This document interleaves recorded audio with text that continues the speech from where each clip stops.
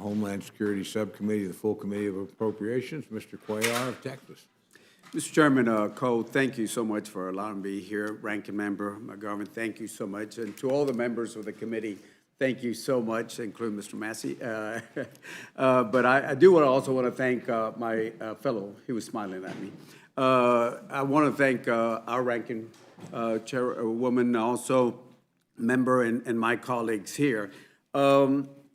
I just want to say that, look, if we would do a situational awareness analysis, I think the threat right now is the shutdown, and I wish we would be here talking about a CR instead of trying to pass a bill on Homeland or the other bills that we know are not going to go very far in the next 8 days. In fact, the president just put a statement that he would veto the Homeland Security bill as presented right now. We should be focusing on a CR. And I'll tell you why. I live on the border. I don't just go visit the border, and I've been talking to Border Patrol agents. I've been talking to some of the Border Patrol chiefs. In fact, I talked to Secretary Mayorkas yesterday and Troy Miller and other folks, and they're worried about if there's a shutdown, because if you look at the numbers of people coming in and the stress that the Border Patrol are facing right now, and then to tell them that you're going to continue working without a paycheck while they have they got mortgages, they got things that they have to pay, they got families, they got kids that are going off to school. We should be focusing on a CR so we can allow the process to work. Mr. Chairman, we've done this, and Ranking Women DeLaw, we've done this so many times. We know what happens here, and we should be focusing on a CR. But nevertheless, let me give you my thoughts on the Homeland Security bill itself. Chairman Joyce is a good friend of mine, and we certainly think if we were put in a room together, I think we can work this out rather quickly. And I just have to say, there are a lot of good things on the bill, but there's a lot of things that are missing on the bill itself. So let me just say, we got to understand the border. Some of y'all paint the border as a very dangerous war zone. I would say if you look at the stats, murder, rape, assault, the border is actually a lot safer. If you take Laredo as an example, it's lower. Those rates are lower than here in Washington, D.C. Actually, Washington, D.C., if you look at crime statistics, we're in a more dangerous area than the border itself. Now, that is on the crime itself.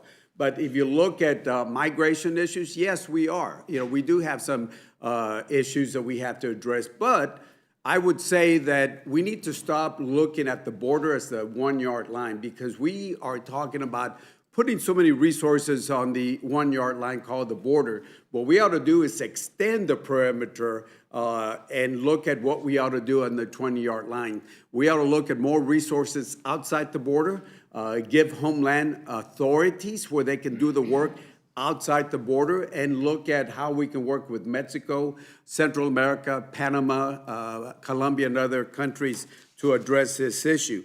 Now, this bill has a lot of bipartisan investments and requirements that we need to look at, but there's still some things that we need to look at. I'll start off with the border. I know that for a lot of y'all, the border wall is so important to address, but again, it is a 14th century solution to a 21st century problem. When you look at the people coming in, there are some people that want to come in that try to evade, but the majority of the people that we're seeing right now are going to turn themselves in because they're asking for asylum. Now, I don't want to get into the debate of asylum because most of those folks don't qualify under the law. The law is you got to have persecution by the state based on religion, sex, or one of those reasons. If it's drought or it's another reason, crime and all that, it doesn't qualify him for asylum.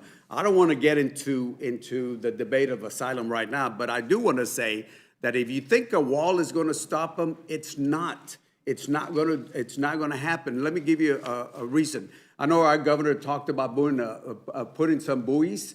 That was only less than a quarter of a mile of the buoys for a 1,200-mile border. Quarter of a mile, less than a quarter of a mile for 1,200 miles. You talk about the wall, let's look at where the boundary is on the U.S.-Mexico border. If you look at the 1,200 miles river that we have, the boundary is actually the middle of the river. Do we put a fence there? No, we don't. Do we put it at the riverbanks? No, we don't, because if you put it at the riverbanks, the water's gonna get it wash off. So we usually put the the fence about a quarter mile or a half a mile away from the river. So if somebody's asking for asylum, they'll cross the river, they'll touch the river banks, they'll walk up a quarter of a mile, they'll walk up to a half a mile, and then ask for asylum. So does a fence stop them when we're spending $36 million a mile when we can use $3 million a mile? No, it doesn't. Now, I can either leave this here or leave it in the smallest room at the Capitol and have somebody find it, but I will say this. If you look at the fence, itself, The gentleman is not allowed to hold up exhibits. Yes, sir. I'll leave that in the small room somewhere where somebody can pick it up. But I would say this, if you have a fence, the heat maps will show you that that's where most of the people are coming in. So you have a fence, and that's where the people are going to. So again, I would say that investing $2.1 million on a border fence is not going to work. I'd rather put that in personnel, technology, and put it in the right place. I would ask you also that if you want to take away the shelter and services program, this is something that I started back in 2014. We changed it in 2017. The reason I wanted to start this was because you had border communities, non-for-profits at the border that were handling this. And if we take that away, that means you're going to leave all those migrants at the border communities like Laredo, El Paso, and the other places. So I would ask you to reconsider the shelter and services program also. Again, we got to make sure that if we add monies to border security, that we do it in a smart way. Think about the perimeters, extend it, change the authorities, add funding outside the border as much as we can, and again, put in monies where it's going to make a difference. For example, there's no funding for USCIS that helps reduce the applications for backlogs and help lawful permanent residents become citizens. The asylum seekers don't pay a fee, but the people that have been waiting in line do pay a fee, but we're not putting any resources in there. All I'm asking is allow the process to work. Let us sit down, Democrats and Republicans, and I'm sure that the chairman and I can sit down along with Kay Ranger and Rankin DeLauro. We can work this done. We've done this before, but if we're going to do a situational awareness, the danger right now is not trying to pass a bill that's going to be vetoed, maybe not even pass the floor. The focus should be doing on the CR so we can allow both the House and the Senate, Democrats and Republicans, to work out the Homeland Security bill. Mr. Chairman, I want to thank you and Ranking Member and members. Be happy to answer any easy questions you might have at the end. Yeah, there's lots of easy questions. No, I know.